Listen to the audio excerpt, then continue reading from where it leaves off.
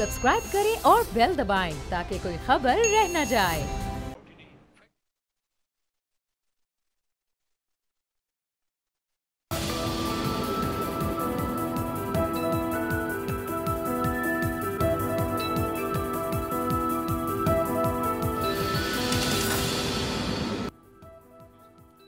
अस्सलाम वालेकुम व्यूअर्स, मैं हूं आपके साथ अमीर अब्बास और आप देख रहे हैं तब्दीली। कल इमरान खान साहब की हुकूमत ने अपना तीसरा वफाकी बजट पेश किया।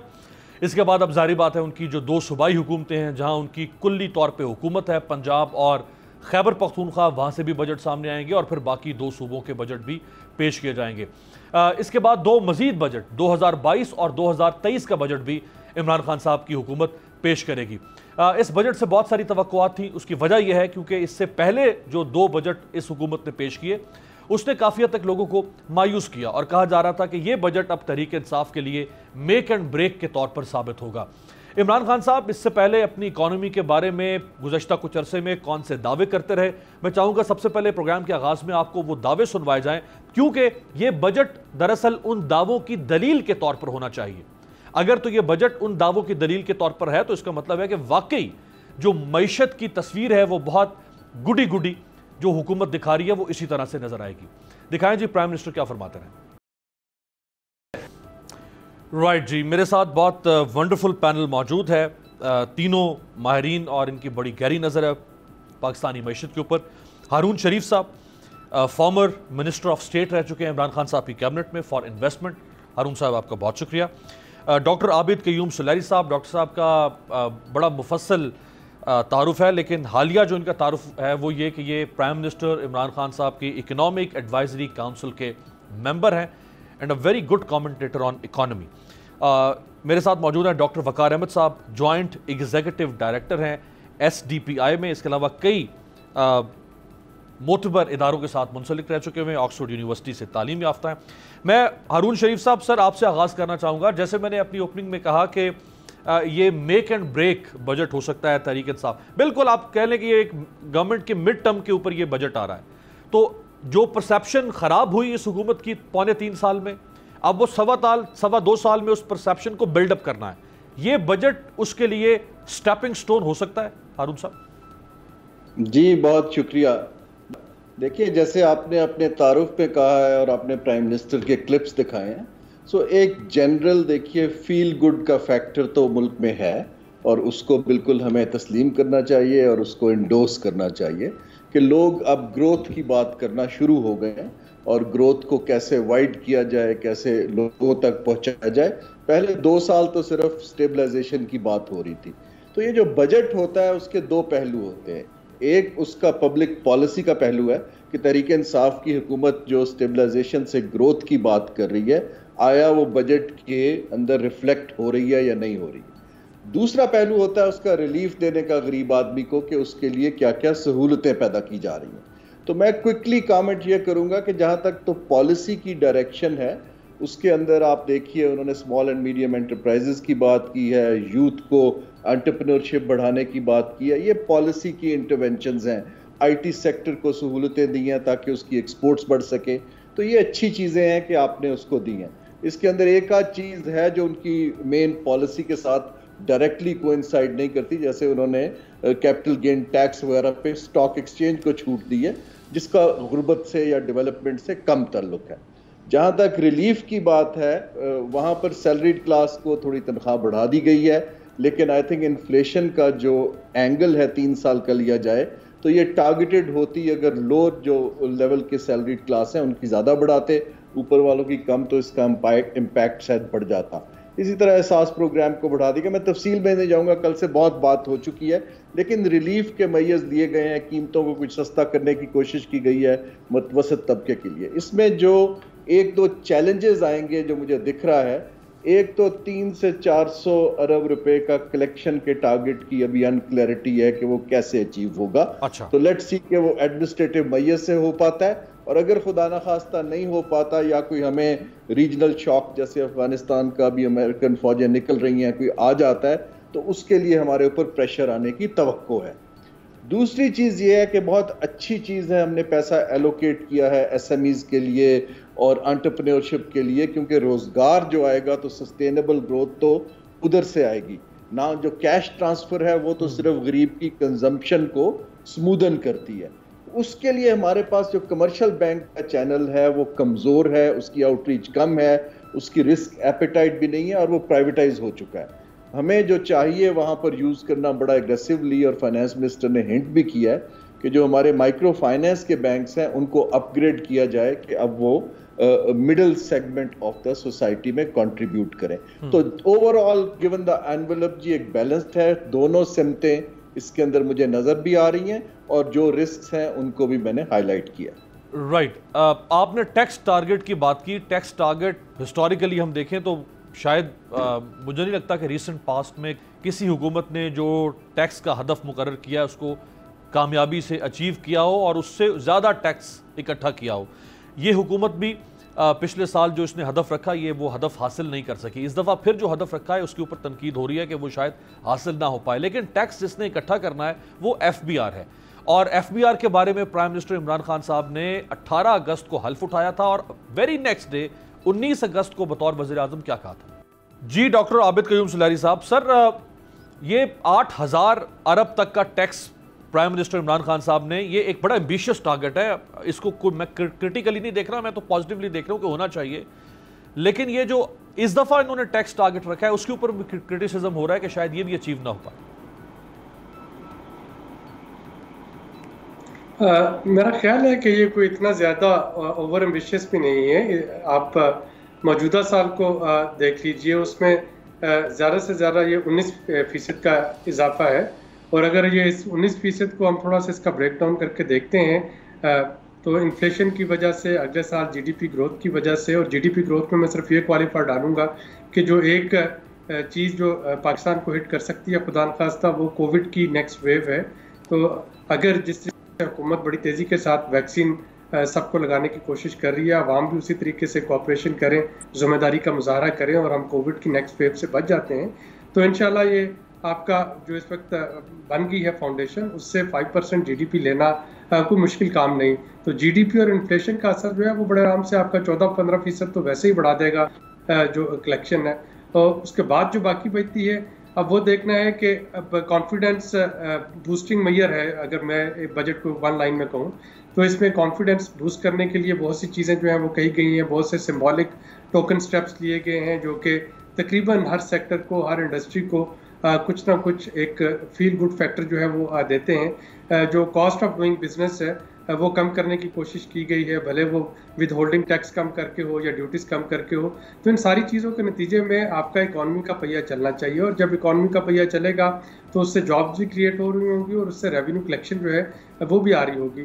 تو لگ یہ رہا ہے کہ اس وقت جو شوکت ترین صاحب کی اپروچ ہے وہ یہ ہے کہ وہ جو ہوتا صرف ٹیرف کو ریونیو کے لیے استعمال کرنا یا ٹیکس کو ریونیو بڑھانے کے لیے استعمال کرنا, پینی وائز پاؤنڈ فلش والی اپروچ, تو اس سے ایک ڈپارچر ہے. کئی جگہوں پہ ایف پی آر یا حکومت جو ہے وہ اپنے ریونیو پہ ہٹ لے کے کوشش کر رہی ہے کہ جو اکانومی ہے وہ چلے, تاکہ پھر اس سے جو آپ کو کلیکٹیو بینیفٹ ہوگا, جو اس سے ریونیو آئے گا وہ زیادہ آئے گا. تو مجھے تو کافی یہ ایک ریئلسٹک قسم کا ٹارگٹ. سلیری صاحب, جو میں نے ایف بی آر کے بارے میں جو پرائم منسٹر کا کلیم تھا, تو ایف بی آر کو ریفارم کر سکے اس طرح سے جس طرح ان کو کرنا چاہیے تھا. ایف بی آر کے چیئرمین تو ضرور بار بار ریفارمیشن سے گزرتے رہے ہیں, چیئرمین کا عہدہ, ایف بی آر میں بھی ریفارمیشن ہوئی ہے. دیکھیے چینج پروسیس جو ہے ہمیں دو تین چیزیں اس کے بارے میں ذہن میں رکھنی چاہیے. ایک تو یہ لانگ ٹرم پروسیس ہے, اور دوسرا یہ کنسسٹنٹ پروسیس ہے. ایف بی آر میں بدقسمتی سے جتنی تیزی کے ساتھ چینجز ہوئی ہیں لیڈرشپ کی, اس کی وجہ سے ایک تو یہ پروسیس کنسسٹنٹ نہیں رہا, دوسرا کافی دفعہ اس میں جو ہے وہ چینجز کرنا پڑی. آپ کسی ایک ڈائریکشن دیتے ہیں, اس کے فوراً بعد دوسری ڈائریکشن میں چلے گئے. اب اگر میں دیکھتا ہوں آج کے بجٹ کے بعد, تو اگر میں ایف بی آر کا آفیشیل ہوں گا تو میں تھوڑا سا ڈیمورلائز ہو کے بیٹھا ہوں گا کہ اب میرے پاس وہ جو نیوسنس پاور تھی وہ فنانس منسٹر نے بڑا کلیئرلی بتا دیا کہ وہ ختم ہوگی. اب میں کسی کو نوٹس نہیں بھیج سکتا, کسی کو میں ڈرا دھمکا نہیں سکتا, کسی کا میں آڈٹ جو ہے وہ نہیں کھول سکتا. یہ ساری چیزیں اب چلے گی. اب میرے پاس انسینٹو کیا ہوگا کہ میں کام کروں, تو وہ وہاں پہ تھوڑی سی اب جو ہے وقار مسعود صاحب کو اور ان کی ٹیم کو تھوڑا سا, اور چیئر پی آر کو کام کرنا پڑے گا کہ کس طریقے سے ان کو جو ان کا مورال بوسٹنگ ہے ایف پی آر آفیشلس کی, وہ کی جا سکے، کیونکہ وہ عادی تھے صرف ڈرا دھمکا کے کام کرنے کے. اگر آپ کو ایڈوانس ٹیکس چاہیے تو ڈنڈا ہاتھ میں اٹھا لیا اور لوگوں سے ایڈوانس ٹیکس وصول کر لیا. کسی کا بینک کا اکاؤنٹ جو ہے اس کو سیز کروا دیا نوٹس بھیجنے کے بعد. تو یہ ان کا ایک تھا پچھلے 70 سال سے جو مائنڈ سیٹ تھا.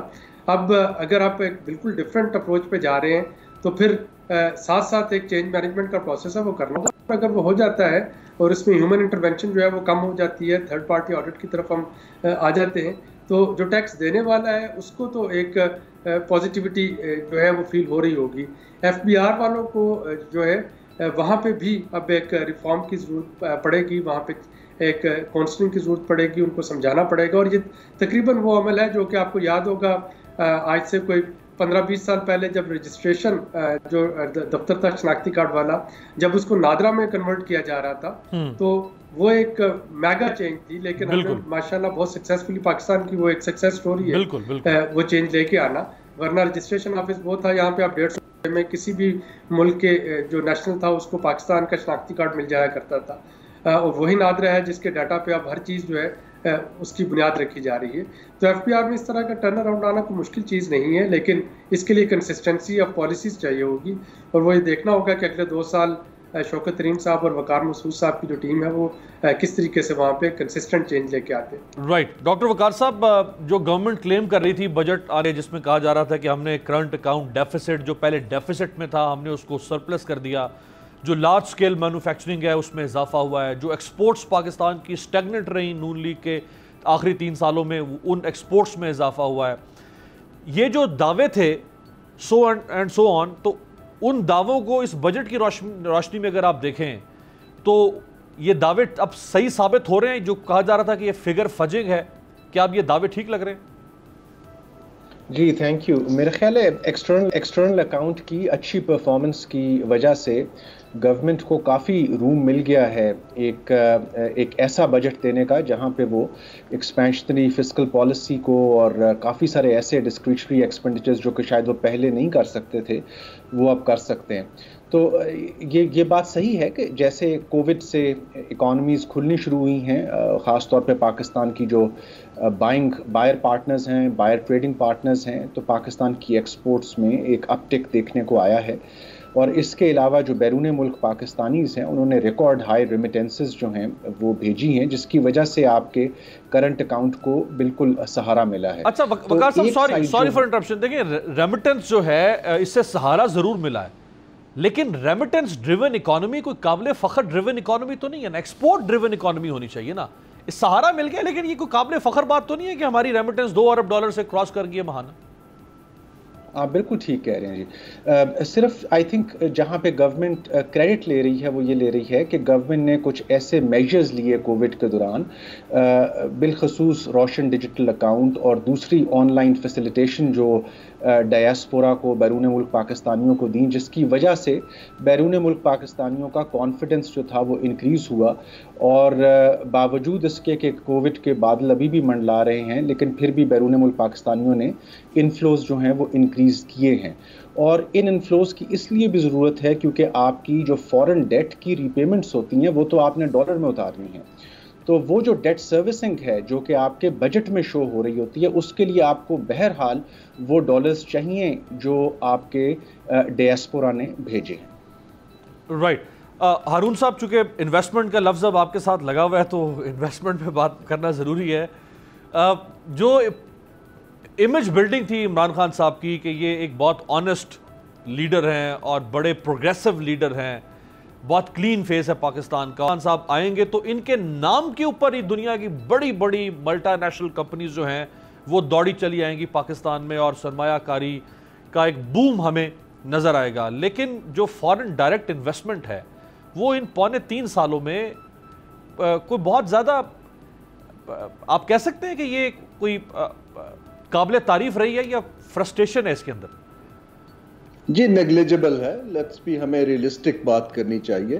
میں دیکھتا ہوں جی، میں کیونکہ پہلا 1 سال حکومت کے ساتھ تھا اور میں نے پرائم منسٹر کے ساتھ I had the honor کہ میں نے 5 ممالک کے فورن ڈائریکٹ انویسٹمنٹ کے لیے دورے بھی کیے.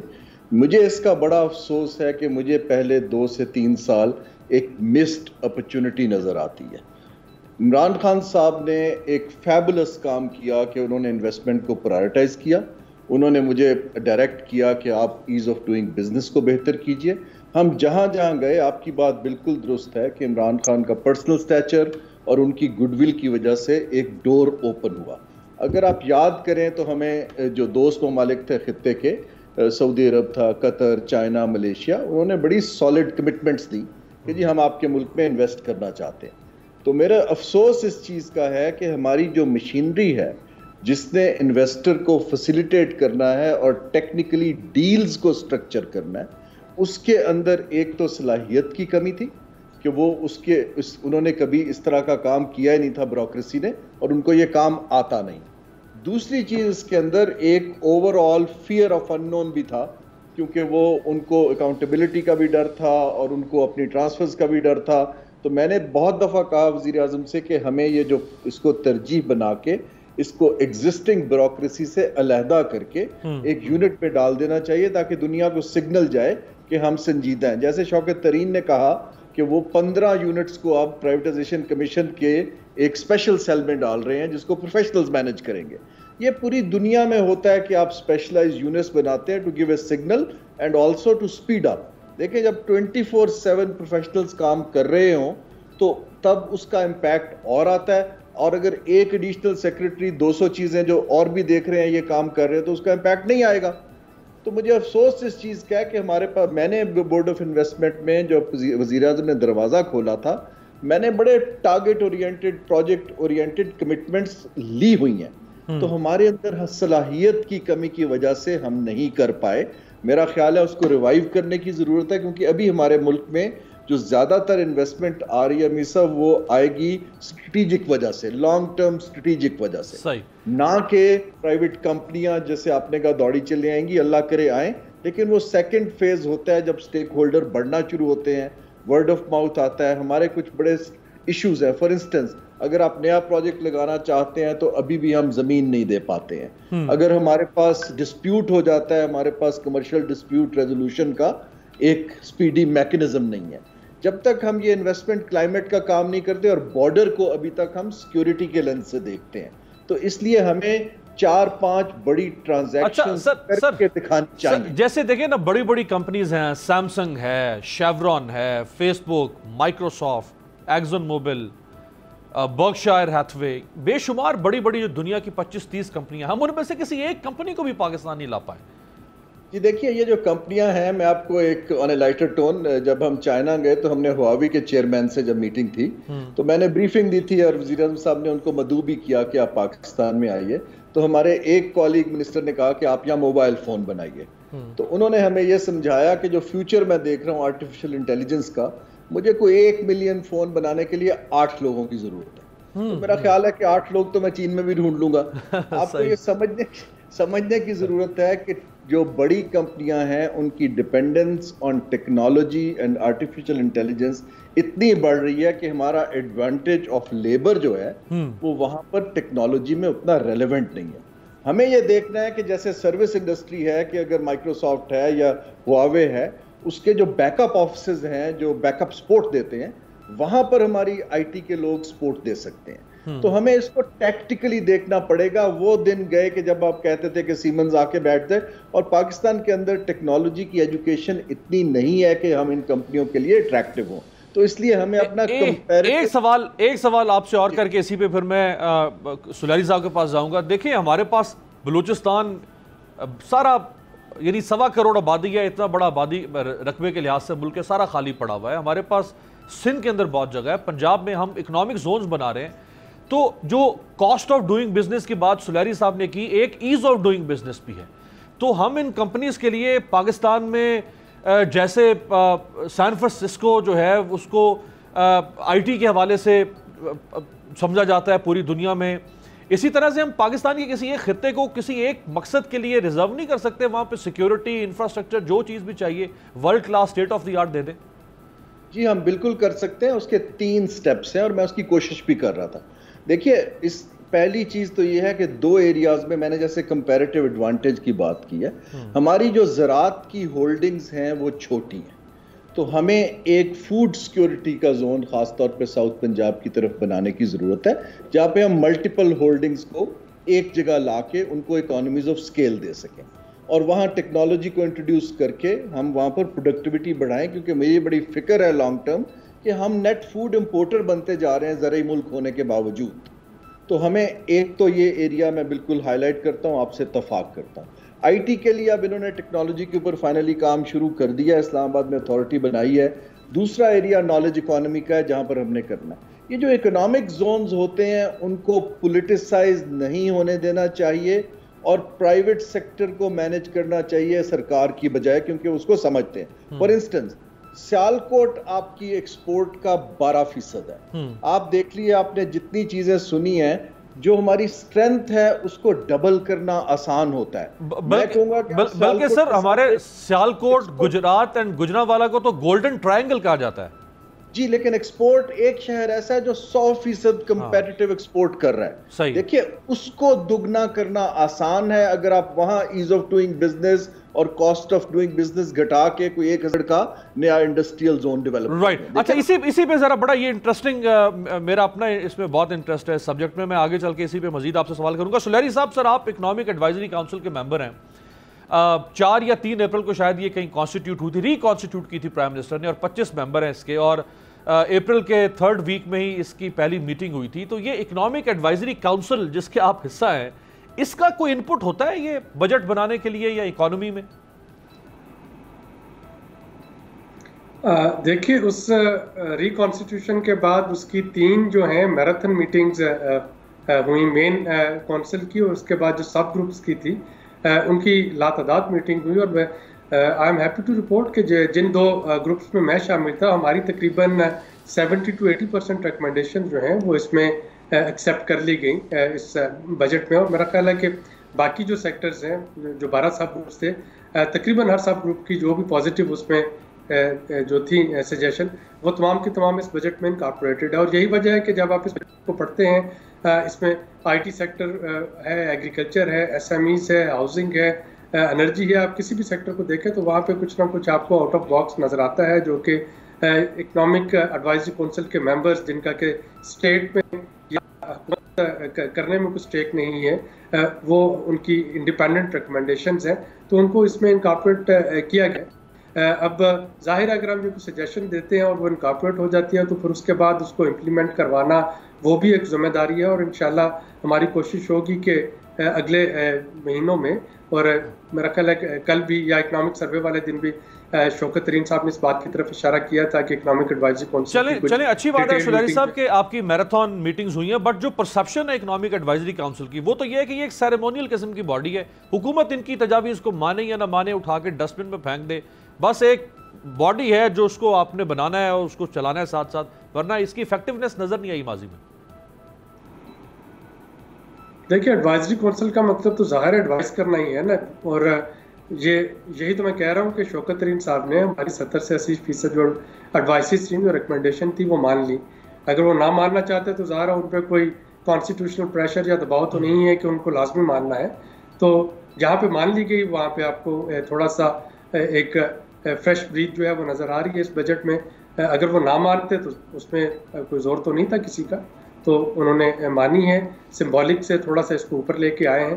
تو لیٹ سی کہ اب اگلا مالی سال جب شروع ہوتا ہے تو کس طریقے سے اس کو ہم ہیلپ کر سکتے ہیں انفولڈ کروانے میں، امپلیمنٹ کروانے میں، اور ان کو کتنی اس پہ ہماری ایڈوائس جو ہے وہ چاہیے ہوگی. رائٹ. ایک بریک شامل کرتے ہیں، بریک کے بعد واپس آتے ہیں. ڈاکٹر وقار صاحب سے بات کرنا چاہوں گا میں. جو قرضوں کے اوپر حکومت نے اس دفعہ کہا ہے کہ جی بلا سود قرضے دیے جائیں گے. ہر حکومت یوتھ کو یا انٹرپرینیورس کو، اسمال میڈیم انٹرپرینیورس کو قرضے دینے کے منصوبے لاتی رہی ہے، لیکن اس کا نیٹ رزلٹ ہمیں اکانومی کی بیٹرمنٹ میں نظر نہیں آ سکا. اس کی وجہ کیا؟ بریک کے بعد.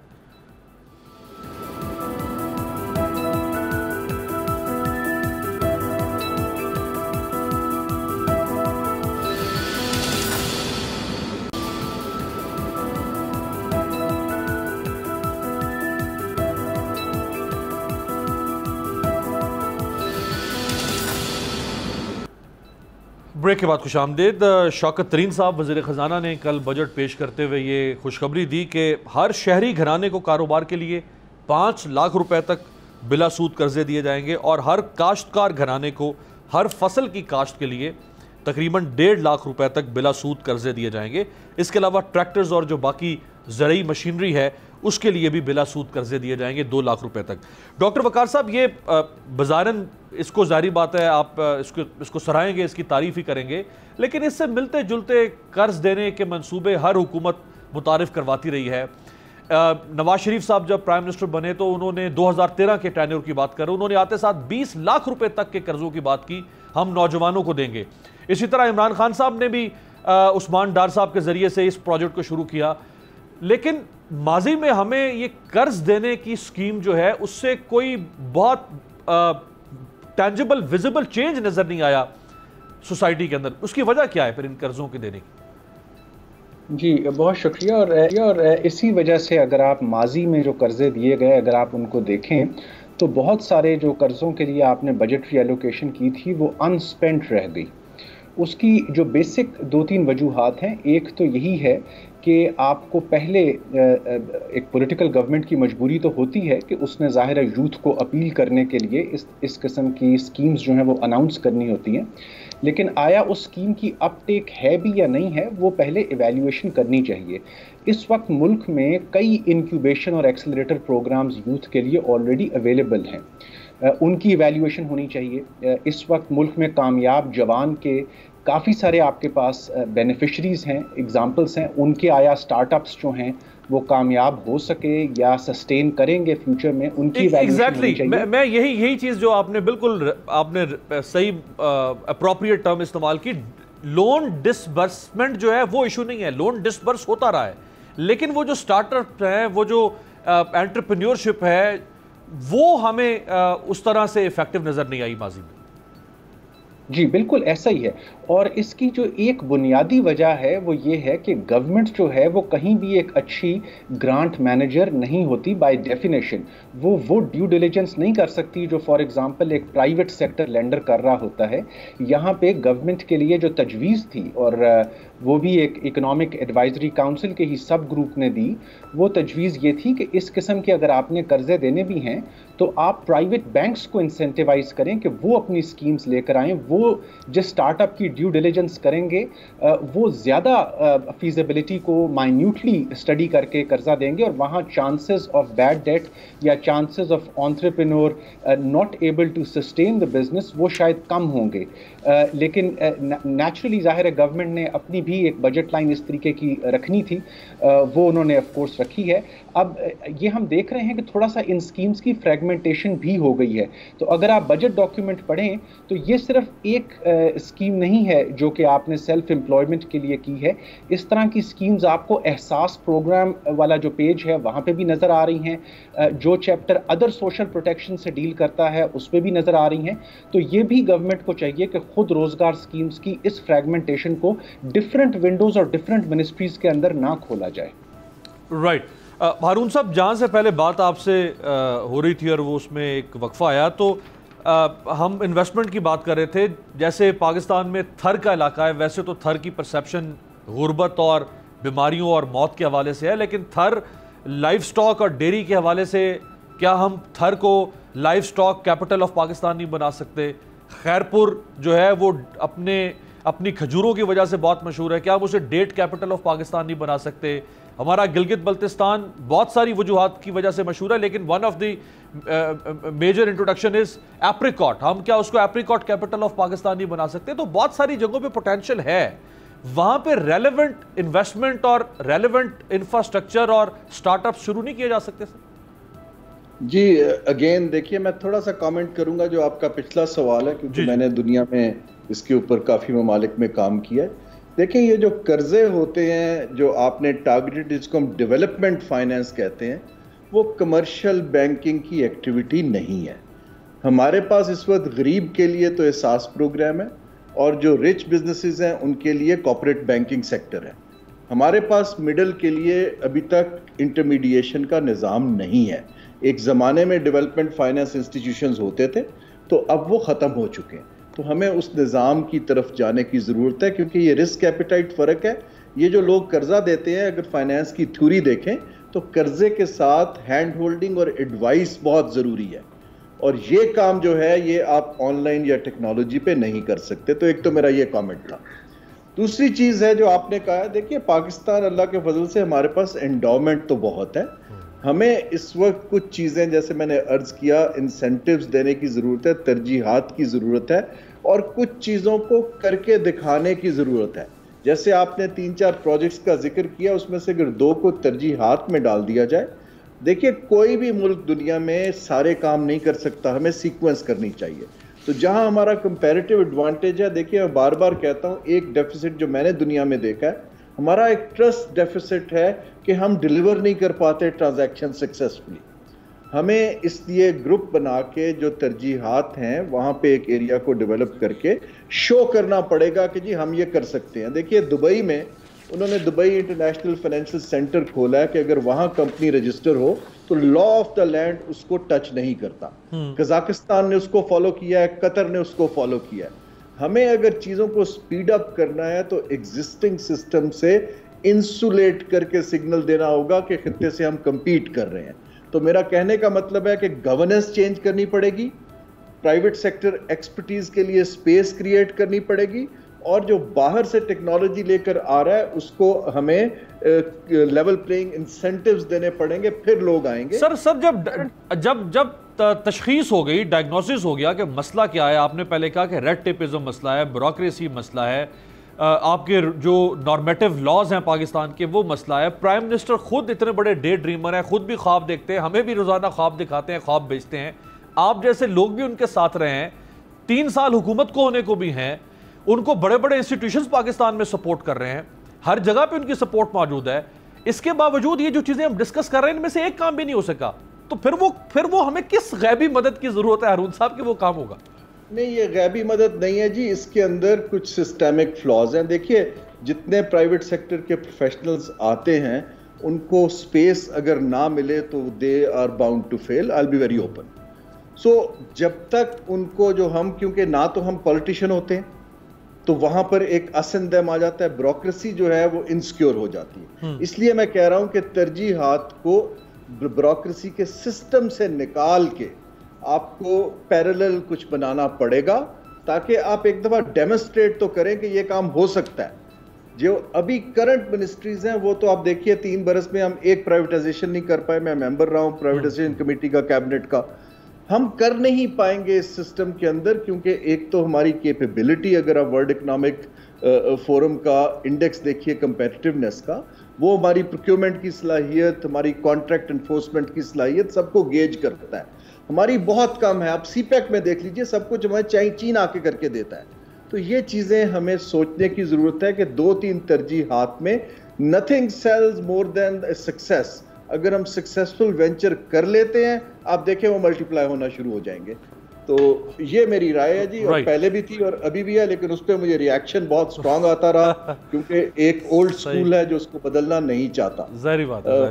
میں آپ سے اجازت مانگوں گا جی، مجھے کہیں ایک کمٹمنٹ تھی تو اگر آپ مائنڈ نہ کریں. جی بہت شکریہ ہارون صاحب ہمارے ساتھ موجود ہیں. کچھ ٹیبوز ایسے ہیں ہمارے اسٹیٹس کرافٹ کے اندر کہ جو رجسٹ کرتے ہیں اگر کوئی بھی اس طرح کی بات کرتا ہے.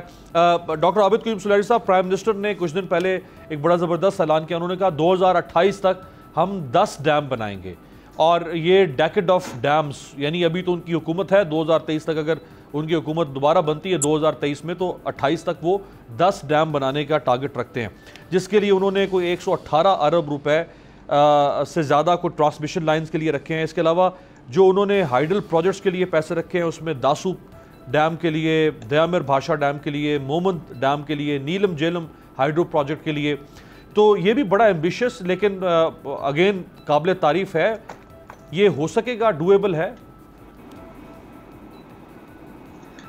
دیکھیے ڈیم ایک ایسی چیز ہے جس پہ کہ پچھلے کئی حکومتوں سے اس کی ضرورت بھی محسوس کی جاتی رہی ہے. اس پہ کام شروع ہوتا رہا ہے. جسٹس ثاقب نثار کے دور میں اس میں چندہ بھی اکٹھا ہوتا رہا. لیکن اس وقت جب عمران خان نے اس بجٹ کی جو بات کی تو انہوں نے 10 سال کی بات کی، اور میں خوش ہوں کہ وہ ایک ریئلسٹک انہوں نے ٹائم پیریڈ دیا. انہوں نے یہ نہیں کہا کہ ان کی حکومت میں 2 سال میں یا 3 سال میں یہ ڈیم جو ہیں یہ بن رہے ہوں گے یا اس کو میں کر کے الیکٹورل سائیکل کے اندر مکمل کر کے میں چلا جاؤں گا یا کسی ایک ڈیم.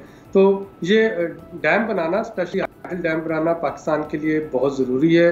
اس کی وجہ کلائمیٹ چینج ہے. کلائمیٹ چینج کے نتیجے میں 2 فینومیننز ہو رہے ہیں. یا تو پانی بالکل نہیں ہوتا، اور یا پانی اتنا زیادہ ہوتا ہے کہ پورا ملک جو ہے اس میں ڈوب جاتا ہے. تو اب ہمیں اگر مانسون کے جو 3 مہینے کی مانسون بارشیں ہیں اگر وہ 1 مہینے میں ہونی ہے تو پھر ہمیں ان کو سٹور کرنے کے لیے ہمارے پاس بڑے ڈیم بھی چاہیے، ہمارے پاس چھوٹے چھوٹے ڈیم بھی ہونا چاہیے. اور آئی ووڈ سے کہ it's a step in the right direction کہ حکومت کو اس امر کا احساس ہو رہا ہے اور وہ اس طرف جانا چاہ رہے ہیں. یہ اس لیے بھی ضروری ہے کہ منسٹر نے یہ بھی پلیج کیا ہے انٹرنیشنل فورمز میں کہ 2030 تک پاکستان کی جو انرجی ہے اس کا ایک حصہ رینیویبل ریسورسز سے آ رہا ہوگا. اور ہائیڈرو الیکٹریسٹی جو ہے یہ ایک رینیویبل ریسورس سمجھا جاتا ہے. 2-3 آپ کے رینیویبل ریسورسز ہوتے ہیں، سولر انرجی ہے، ونڈ انرجی ہے اور ہائیڈرو الیکٹریسٹی ہے. تو یہ اس لانگ ٹرم ویژن کو پورا کرنے کے لیے بھی ضروری ہے. اب دیکھنا یہ ہوگا کہ وہ جو آن گراؤنڈ وہاں پہ پرابلمز ہیں، اور سب سے بڑا جو ایشو بنتا ہے کئی جگہوں پہ وہ جو ریکوزیشن آف لینڈ ہے وہ بن جاتا ہے. وہاں پہ جو لینڈ رائٹس ہیں وہ اس طریقے کے ہیں کمیونٹیز کے کہ ان کو ڈسلوکیٹ کرنا وہاں سے مشکل ہو جاتا ہے.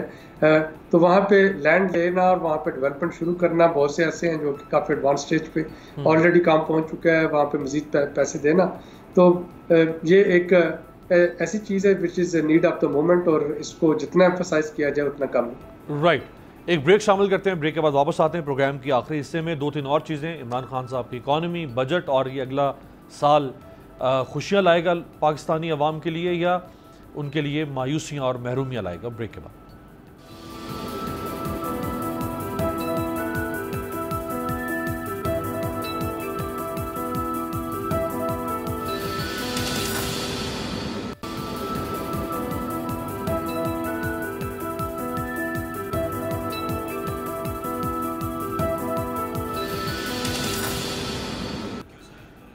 بریک کے بعد خوش آمدید. ڈاکٹر عابد قیوم سلیری صاحب، ایک اور بجٹ کا بڑا اہم جزو ہوتا ہے اور وہ ڈیفنس بجٹ ہے، جس پر پاکستان میں ایک خاص سیگمنٹ کرٹیسائز بھی کرتا رہا ہے کہ ہمارے ہاں ڈیفنس بجٹ بہت زیادہ ہے اور 70-75% جو ہے وہ تو پاکستانی فوج کھا جاتی ہے اور باقی کو 25-30% بچتا ہے پاکستان کے اوپر خرچ کرنے کے لیے. تو یہ جو نئے سال کا دفاعی بجٹ ہے، اس میں جو ہمارا نیشنل بجٹ ہے اس کا 16% اور جی ڈی پی کا شاید 2.8% if I'm not wrong یہ ہمارے ڈیفنس بجٹ کے لیے رکھا گیا ہے، اور جس میں سے آرمی کا جو ڈیفنس بجٹ ہے وہ نیشنل بجٹ کا کچھ 7% ہے. تو یہ کم اچھا یہ بھی ذہن میں رہے کہ پچھلے سال بجٹ نہیں بڑھایا گیا تھا آرمی کا. یہ پچھلے سال بھی نہیں بڑھایا گیا تھا بلکہ اگر آپ کو یاد ہو تو اس سے پچھلے سال بھی تینوں جو آرم فورسز کے سربراہان تھے انہوں نے رضاکارانہ طور پہ اس میں اضافہ لینے سے انکار کر دیا تھا. یہ جو ایک مس پرسیپشن تھی کہ شاید دفاعی بجٹ جو ہے وہ سب سے بڑا چنک ہوتا ہے وہ ختم ہونا چاہیے. اس وقت ہمارا سب سے بڑا جو خرچہ ہے وہ قرضوں کی ادائیگی ہے، وہ قرضوں پہ سود کی ادائیگی ہے. اور جیسا کہ آپ نے نمبرز دیے کہ اس وقت جی ڈی پی کا ٹوٹل 2.8% ہے جو کہ اوور آل ڈیفنس بجٹ ہے. میں چونکہ اکنامک ایڈوائزری کونسل اور بہت سے ایسے فورمز میں بیٹھتا ہوں یہاں پہ کہ مجھے اب معلوم ہوتا رہتا ہے کہ جو ہماری مسلح افواج ہیں وہ کس طریقے سے کنٹریبیوٹ کر رہی ہیں سویلین جو فنکشنز ہیں.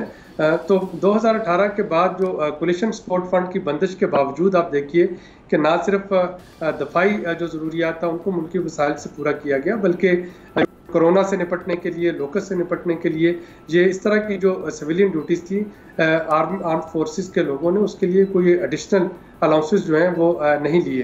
اور یہ ہمیں اس کو بھی مد نظر رکھنا چاہیے کہ اس وقت اگر ہم اپنے ہمسایہ ملک کو دیکھیں اور آج اگر آپ اخبار میں احسن اقبال صاحب کا بیان دیکھیں تو انہوں نے بھی اس بات کی طرف اشارہ کیا ہے کہ انڈیا میں یہ تقریباً یہ بجٹ جو ہے ان کی مسلح افواج کا وہ 26 سے 27% بڑھ چکا ہے، جبکہ ہمارے ہاں تقریباً اس کو بیئر منیمم لیول پہ رکھ کے ملک کی جو مسلح افواج ہیں وہ اس ضرورت کو پورا کر رہی ہیں. پھر کیا وجہ ہے اس کی؟ ڈاکٹر صاحب اس کی دیکھیں ڈیفنس بجٹ کی جو سپینڈنگ ہے یہ آبویسلی یہ مینڈیٹری سپینڈنگ ہے, یہ پارٹ اینڈ پارسل ہے, اس کے بغیر ظاہری بات ہے ہماری اسٹیٹ سروائیو نہیں کر سکتی, ہمیں اپنے دفاع پہ پیسہ خرچ کرنا ہے.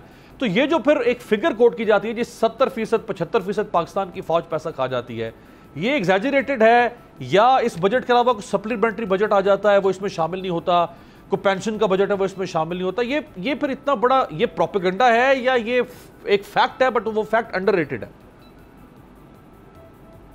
دیکھیں میرے پاس یہ ایک پروپیگنڈا ہے اور یہ شاید لوگوں کو چونکہ اس کی سمجھ نہیں ہے. اب سوشل میڈیا پہ یا میڈیا پہ کوئی بھی انسان کچھ بھی بول دے اور پھر وہ سینہ گزٹ میں آگے سے آگے چلتا جاتا ہے. جو انڈر کور بجٹ ہے وہ اگر آپ کے پاس ٹوٹل جب سال شروع ہوتا ہے تو ہمیں معلوم ہوتا ہے کہ اچھا جی اس وقت ہمارے پاس 4.4 ٹریلین روپیز ہیں اور ہمیں یہ بھی پتہ ہے کہ اس کے اوپر مور دین 3 ٹریلین کا ہمیں قرضہ لینا ہے تاکہ ہم جو ہے پہلے قرضوں کی ادائیگی کر سکیں, جو day to day administration expenses ہیں وہ دے سکیں تنخواہوں کی شکل میں. اسی میں سے ہمیں ڈیفنس کو بھی پورا کرنا ہے, اسی میں ڈیولپمنٹ کے ایکسپینسز بھی ہیں. تو کوئی ایسی چیز تو ہے نہیں کہ ایک فوٹو کاپیئر پڑا ہے جس میں کہ آپ نوٹ چھاپ کے دیتے جا رہے ہیں. تو اس پرسیپشن کی اصلاح ہونا جو ہے وہ ضروری ہے.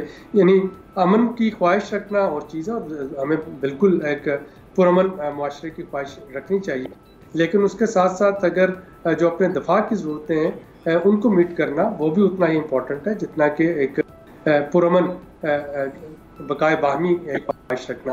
اور میں پرامن بقائے باہمی کی خواہش رکھتے ہوئے یہ چاہتا ہوں کہ ہمارا دفاع جو ہے وہ کمزور نہ ہو. Right, very true. Doctor Waqar صاحب, آخری ایک دو سوال. کرونا آبویسلی جب تک یہ وبا موجود ہے اور جب تک ہم ویکسینیٹ نہیں کر لیتے اپنی ساری پاپولیشن کو تب تک پاکستان بیک ٹو نارمل نہیں جا سکے گا. ہمارے ہاں economic activity, socio economic activity اس طرح سے واپس تھرال نہیں کر سکتی ہے.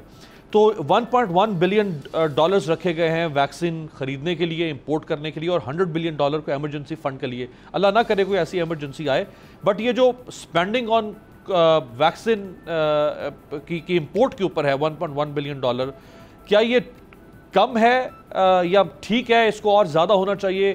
اور جو ٹارگٹ ہے وہ گورنمنٹ کا ہے جون 2022 تک, یعنی بائی دی نیکسٹ ایئر, اسی مہینے جب ہم بات کر رہے ہوں گے تو 10 کروڑ لوگوں کو ویکسینیٹ کرنا ہے. تو 10 کروڑ لوگ اگر ہم ویکسینیٹ کر لیتے ہیں تو اس کے باوجود پھر ہمارے پاس تقریباً 13-14 کروڑ لوگ مزید ہوں گے جن کو ویکسینیٹ کرنا ہوگا.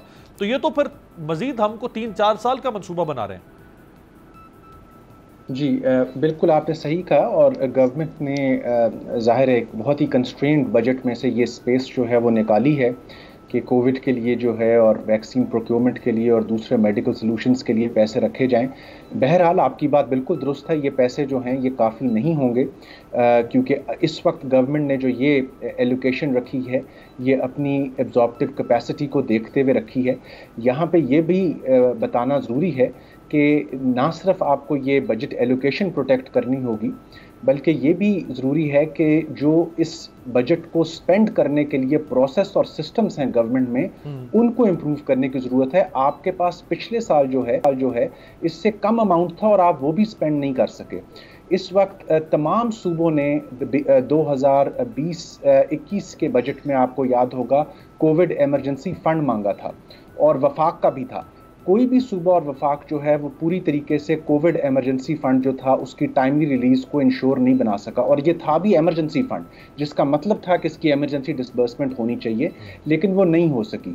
تو محض ایلوکیشن کافی نہیں ہوگی, وہ پروسیسز, وہ پروکیورمنٹ سسٹمز, وہ اسپینڈنگ سسٹمز جو ایمرجنسی فنڈ کو ایکسیس کرنے کے لیے چاہیے ان کو بھی امپروو کرنا ہوگا. دیکھیں اکانومی جو ہے وہ ڈائریکٹلی پروپورشنل ہے اس وقت کووڈ کی سچویشن سے. جیسے سچویشن بہتر ہوگی اکانومی آپ کی خود بخود سروائیو بھی کرے گی اور گرو بھی کرے گی. اگر کووڈ کی سچویشن ورسٹ ہوگی تو اکانومی ڈکلائن کرے گی. میں اس پرسپیکٹو میں کہہ رہا تھا کہ یہ سپینڈنگ کیا اس وقت زیادہ ٹاپ پرائرٹی پہ نہیں ہونی چاہیے تھی کہ اس کو اور بڑھایا جاتا, تاکہ ہم 10 کروڑ لوگوں کا ٹارگٹ رکھ رہے ہیں تو ہم اس کو 13-14 کروڑ لوگوں تک لے کے جا سکتے. جی نہیں بالکل آپ کی بات ٹھیک ہے. انفیکٹ جو ہیلتھ کی طرف سے اور پروونشل ہیلتھ ڈپارٹمنٹس کی طرف سے جو بجٹ پرپوزلز تھے اس میں تو یہ بھی تھا کہ جو آپ کو اس وقت کووڈ کے بعد ایک نیا لائف سٹائل ہے, کچھ نئے نارمز ہیں جن کے ساتھ آپ کو جینا ہے, جو بیہیویئرل چینج ہے اس کے لیے آپ کو اس وقت پاپولیشن وائڈ کیمپینز کی ضرورت ہے، بلکہ جو ایگزسٹنگ کیمپینز ہیں ان کو ایکسپینڈ کرنے کی ضرورت ہے۔ انڈسٹری کے اندر آپ نے جو ایس او پیز امپلیمنٹ کرانے ہیں، ایگریکلچر میں آپ نے فارمر لیول تک جو ایس او پیز امپلیمنٹ کرانے ہیں، تو ہیلتھ ڈپارٹمنٹس نے بیہیویئرل چینج کی مد میں اسکیمز جو ہیں وہ سبمٹ کرائی تھیں، اینڈ وی ہوپ کہ ان کے لیے جو ہے گورنمنٹ آنے والے بجٹس میں اسپیس ڈھونڈ پائے گی۔ رائٹ، آخری سوال ڈاکٹر قیوم سلیری صاحب، ذرا عامیانہ زبان میں، لے مین لینگویج میں لوگ یہ فگرز کو اور اکنامک ٹرمینالوجیز کو نہیں سمجھتے موسٹ آف دی پاپولیشن، اور وہ سیدھی سیدھی بات جانتے ہیں کہ بھائی ہمارا پیٹ بھر رہا ہے یا نہیں بھر رہا، اگر ہمارے پاس پہلے موٹر سائیکل تھا تو کیا اب ہم گاڑی خرید سکنے کے قابل ہو سکیں گے یا نہیں، اگر ہمارا بچہ سرکاری اسکول میں پڑھتا تھا تو ہم اس کو کسی بہتر پرائیویٹ اسکول میں لے جا سکتے ہیں یا نہیں، یہ جو کوالٹی آف لائف ہے ان دی اینڈ، تو یہ بجٹ اکانومی سب کا مقصد کوالٹی آف لائف ہے نا، اگر کوالٹی آف لائف امپروو نہ ہو تو یہ سب چیزیں بیکار ہیں، یہ صرف ایک رسم ہے جو ہر سال ادا کی جاتی ہے۔ تو کوالٹی آف لائف کے حوالے سے بتائیں گے جو اگلا سال ہمیں نظر آ رہا ہے، چونکہ یہ بجٹ اگلے سال کے حوالے سے ہے، سارا جو سال ہم نے گزارنا ہے، تو quality of life by the end of 2022 کہاں نظر آتی ہے؟ دیکھیے امیر، جو اس وقت بجٹ میں فیل گڈ فیکٹرز ہیں وہ تو تقریباً تمام موجود ہیں، اور اس سے یقیناً کوالٹی آف لائف بہتر ہونا چاہیے۔ اس میں جو ایک کیویٹ ہے اور جو وہ بجٹ میں اب نہیں رہا، وہ ہے انرجی کی قیمتیں۔ انرجی کی قیمتیں جو ہیں وہ اوگرا ڈٹرمن کر رہی ہوتی ہے، وہ نیپرا ڈٹرمن کر رہی ہوتی ہے، اور وہ انٹرنیشنل مارکیٹ سے منسلک ہیں۔ آپ دیکھیے کہ وزیر اعظم نے پچھلے چند ماہ سے پیٹرولیم کی قیمتیں جو ہے وہ بڑھانے سے مسلسل انکار کیا، اور اس دوران میں پیٹرولیم کی قیمتیں جو ہیں وہ کل کی قیمت جو ہے وہ $71 پر بیرل تھی، اور یہ نومبر میں یہی قیمتیں $30-35 پر بیرل پہ پھر رہی تھی، تو یہ اس سے ڈبل ہو چکی ہیں۔ اب دیکھنا یہ ہے کہ اگلے آنے والے چند مہینوں میں جو پوری دنیا میں کووڈ سے ریکوری ہو رہی ہے، پیٹرولیم مصنوعات کی مانگ میں اضافہ ہو رہا ہے، تو یہ قیمتیں کہاں جا کے ٹھہرتی ہیں۔ میرے نزدیک اس وقت جو ایک میجر ڈٹرمیننٹ ہے اس بجٹ میں دیے گئے تمام اچھی خبروں کو ساتھ کوالٹی آف لائف کو بہتر بنانے میں، اس میں یہ انرجی کی قیمتیں جو ہیں یہ ایک میجر رول پلے کریں گی، اور حکومت اس پہ کوشش کر رہی ہے ٹارگیٹڈ سبسڈیز کی طرف جانے کا، کہ اگر یہ قیمتیں جو ہیں یہ بے قابو ہونا شروع ہو جائیں تو پھر نادرا کا ڈیٹا کی مدد سے احساس کے جو سروے ہیں نیشنل سوشل اکنامک رجسٹری، ان کی مدد سے جو مستحقین ہیں ان کو ڈائریکٹ کیش گرانٹ دی جائے تاکہ وہ اس مہنگائی کا مقابلہ کر سکیں۔ اس میں جو مجھے لگ رہا ہے کہ جو ایک سیگمنٹ آف سوسائٹی جو تھوڑا سا جس کے لیے مشکل وقت آئے گا وہ مڈل کلاس ہے۔ مڈل کلاس وہ طبقہ ہے جو کہ نہ تو احساس کی ڈائریکٹ پیمنٹ وغیرہ لے سکتا ہے یا باقی سبسڈی لے پاتا ہے، اور نہ ہی ان کے پاس اتنے وسائل ہوں گے کہ اگر ہم ڈائریکٹ سبسڈیز کی طرف جاتے ہیں تو اس کا کوئی سبسٹیٹیوٹ وہ کر سکیں۔ تو یہ ifs اینڈ بٹس جو ہیں یہ ہمیشہ رہتے ہیں آپ کے اکانومی کے ساتھ، اور اسپیشلی وہ والے فیکٹر جو کہ حکومتوں کے کنٹرول سے باہر ہوں۔ تو یہ ایک ایسا انٹرنیشنل فیکٹر ہے جو کہ کسی بھی نان آئل پروڈیوسنگ حکومت کے کنٹرول سے باہر ہے۔ اب دیکھتے ہیں کہ اگلا سال کس طریقے سے انفولڈ ہوتا ہے ہمارے لیے۔ رائٹ، تمام تر حکومت سے اختلافات کے باوجود یا حکومت پر ہونے والی تنقید کے باوجود، وہ سیاست پر ہو یا وہ گورننس کے اوپر ہو، معیشت ایک ایسی چیز ہے کہ جس کے اوپر پوری پاکستانی قوم کو، اپوزیشن کو، سب کو ایک صفحے پر ہونا چاہیے۔ اگر معیشت بہتر ہو رہی ہے تو حکومت کو ضرورت ہوتی ہے کہ اس کو سپورٹ کیا جا سکے۔ بہت شکریہ، ہارون شریف صاحب ہمارے ساتھ موجود تھے، ڈاکٹر عابد قیوم سلیری صاحب اور ڈاکٹر وقار صاحب۔ آپ سے ملاقات ہوگی کل، دیکھتے رہیے گا تبدیلی۔